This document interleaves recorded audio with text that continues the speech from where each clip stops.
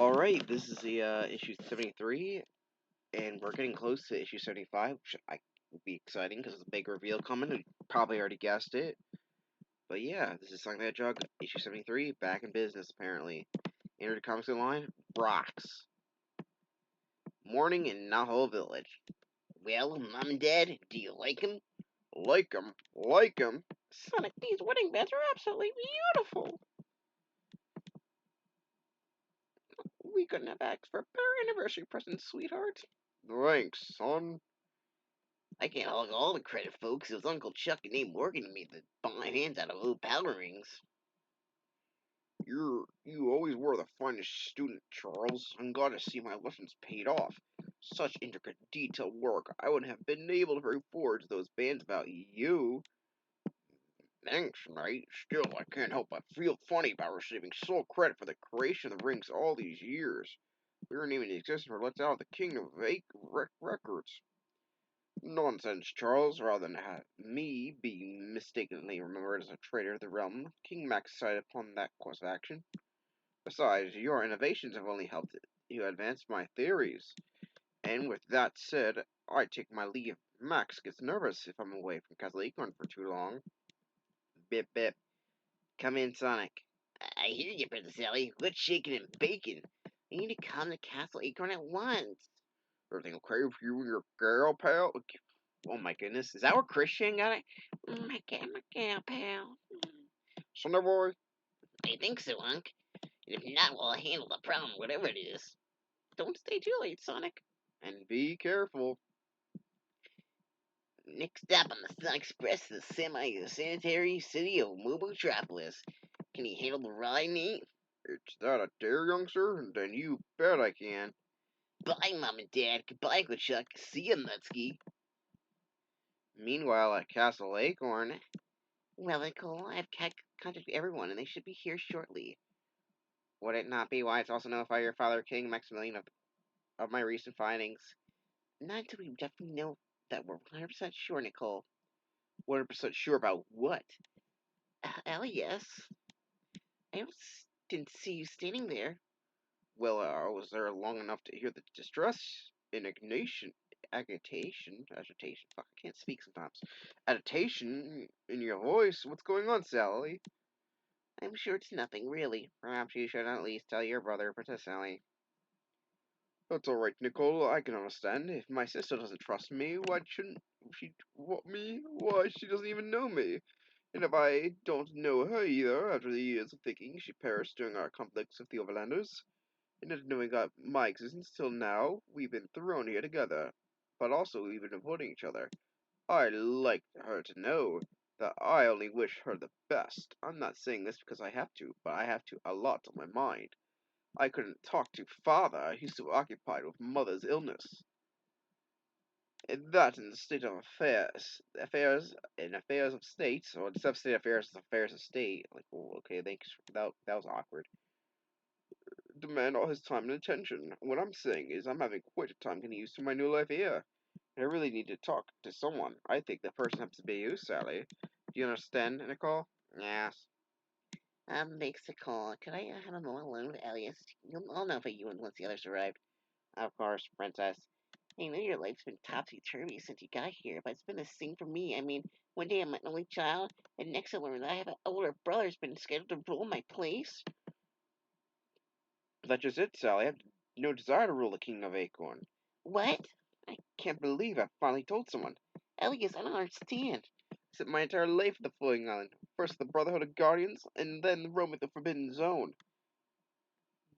Dreaming of someday curing mother and finding adventure. I never wanted to be king. Why movies haven't you told Dad? Would he really understand or listen? Elsewhere. Impressive, aren't they, Snively? Oh, well, Oh, come now. 7 of these sister satellites have already been activated. Only one more remains dormant. And all they can do is stutter. It's just a shock of a lot, I'm sure you know. I mean, what are you intending to do with those things, sir?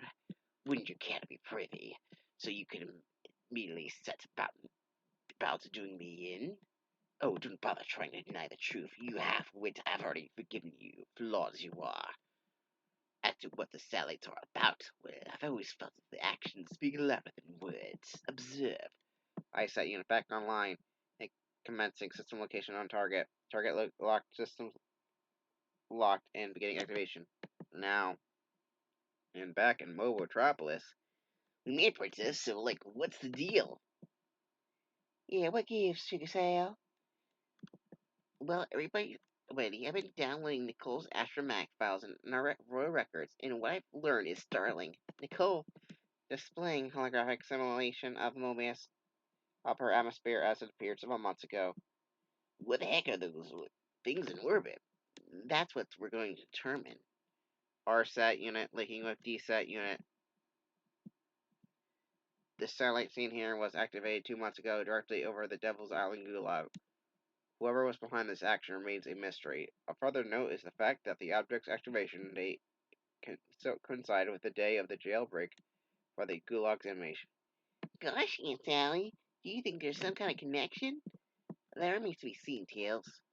Let's see you juice on up there and find it out for us, for the answer for ourselves. We can't do that, Sonic, not until we've heard all the data. Now sit, please. B-sat unit linking with D-sat unit. The second satellite activated 1 week later over the region known as the Southern Tundra. Seismic activity across the continent increased market, markedly, okay, causing several avalanches.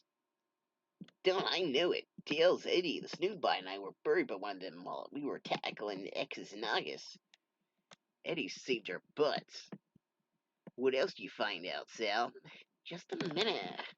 D-sat unit linking with N-sat unit. The next satellite was activated above the Great Rainforest 3 days after. Wait a minute, that's exactly when we were attacked by a squad of hostile Robians. And 3 days after the avalanche means it was exactly when we were attacked, little buddy. Could the satellite have somehow been trolling them? The very next day, a fourth mystery satellite that activated over Mobotropolis apparently utilized a tractor beam to pull several passing meteorites toward the I-sat unit, linking with K-sat unit. Just in time for my birthday. My return to the kingdom after 15 years away. I-sat unit linking with K-sat unit.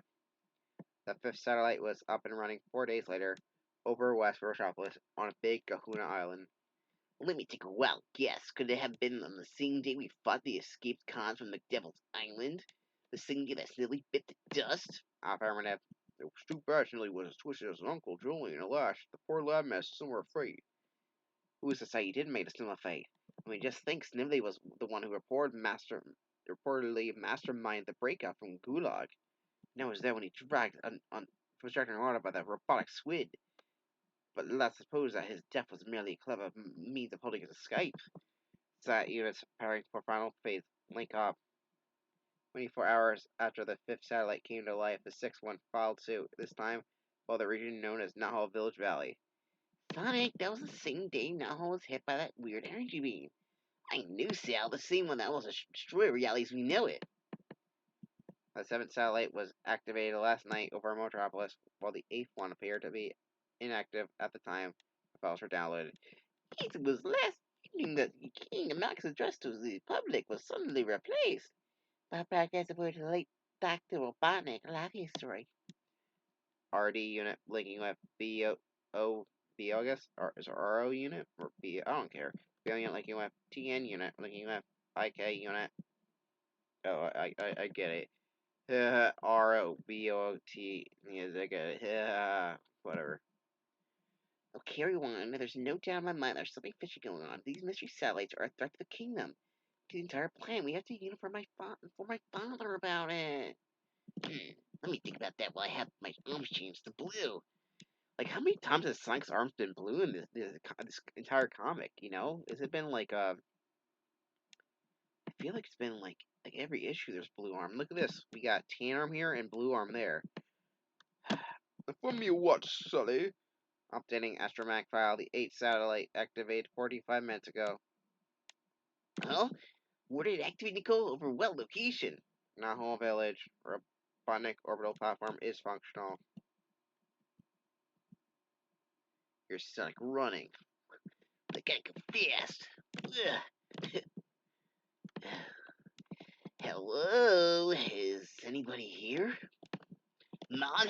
Dad? Mom and Dad? Uncle Chuck? Mutsky? Come on, this isn't funny. This isn't funny.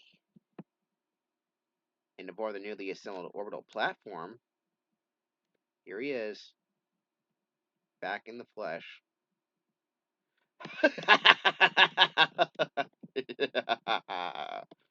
To be continued. Unfortunately, we can't continue it right away because we got 3 issues in Knuckles, which are not going to be very fun to read. Maybe they will be. I think they're really bad ones, but we'll get to it. See you then. Have a swell day. Oh wait, never mind. Not ending it. I forgot about this stupid shit. No, the following takes place before this issue's main story. This stuff is amazing. Not only was Kirby a great storyteller, but he was quite the historian. He's not even a storyteller, he's a fucking historian in this. It doesn't make any sense, contenders.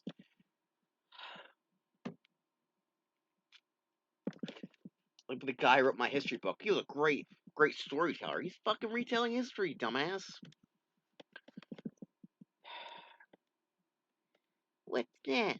I don't like this, Tails. Tales of the Great War, Part 2, The Big Bad One. Hello, Jeremiah. Tails, Amy Rose, what are you doing here? Hello, Sir Charles. Uncle Chuck, I might ask you the same. You mean you two know each other? Sir Charles has been at the library for years. Fresh story out some knowledge of Mobius that I'm aware of, son. I do all my research gathering here. Now that I've answered your question, can you answer mine? This isn't a place for youngins, apparently. Libraries are for young people. Fuck, Kid Bears, you make no fucking sense. Aw, Uncle Chuck. I'm not that young. Compared to me, you are. What do we have here? Tale of the Great War. I remember this. That Curry was sure something. You know him too? He was one of my teachers, not in the formal sense, but he had a deep influence. Like the metaphor he's trying to make doesn't make any sense. The guy who's doing history books, and then somehow that makes him like a storyteller. Jack Kirby was a writer and an artist that told stories for comic books, and not he didn't told history. The fucking Eternals and the New Gods weren't actual history. They didn't fucking exist. It doesn't make any sense. It made me think. How far did he get in his book? We left Ermison getting shot accidentally, and King Theodore forbidding contact with the Overlander. Amazing, isn't it? For how such tragedy and stupidity can result from the unlikeliness of happenstance. To tell us how the Great War got started, Uncle Chuck. After the loss of young Emerson, there would flare up the occasional skirmish or two, but nothing that got out of hand. Personally, I didn't think either side that had the stomach for a war. Then again, we didn't count on the treacherous Exus Nagus for his partner in crime, Warlord Kudos, either. The plan went to perfection, Kudos. Starting a fight with Overlanders and blaming Nathan Morgan was a masterstroke. Indeed it was, Nagus. Only one last detail remains to be taken care of. And what's that? You, now die! It's a trick, one of Nox's blast's illusions. I thought you could only be trusted just so far, Kudos, and I was right. You don't scare me, Nagus. You merely postpone the inevitable. Only if I let you get up even near me, and I'm not full enough for that. But now I'll leave you in your little war, while I seek sanctuary in my Zuna silence for duration. I'll be content with whatever left afterwards. Though furious, Kudos didn't take any chances himself, and has troops impound all of Nox's belongings. But how do you know about the stuff? Even Kirby wasn't able to tell the police story. You forget, youngster. In my robotic state, I had access to all robotics files while conducting my spy network on enemy lines. I was able to download massive amounts of information. At this point, two scouts from opposing sides met both during their jobs, but neither with the desire to engage in combat. They decided on a course of action. I'll tell my people that I'll lay the lay of the land and give you people such an advantage. That war would be futile. And I'll tell my people the same. What have we here? A group of thugs covered the scouts as they were about to carry out their plan. Two grunts assaulting the generals. Let us go! I brought them for kudos. So you were going to lie to your king about the enemy? Have you any idea what that makes you? A traitor! And there is only one fate for traitors. Crack. I guess he died, I guess, for crack. No! As for the enemies of the state, send the body of the overlord back to his people with a note saying this is what we Mobians do to all who dare oppose us. Then do the same for our peacemaker. Naturally, when both sides received their message, each was convinced they were dealing with brutal savages for enemies. So what happened next? If you thought things went from bad to worse already, you ain't seen nothing yet. Treachery and backstabbing have become a way of life when Robotnik joins the Mobians. And that's the actual end of the comic. Yeah, I already used my sign up, but here's it is again. Thank you for reading. Or, well, hear me read. I didn't read it. Unless you did. Thank you for reading, I guess.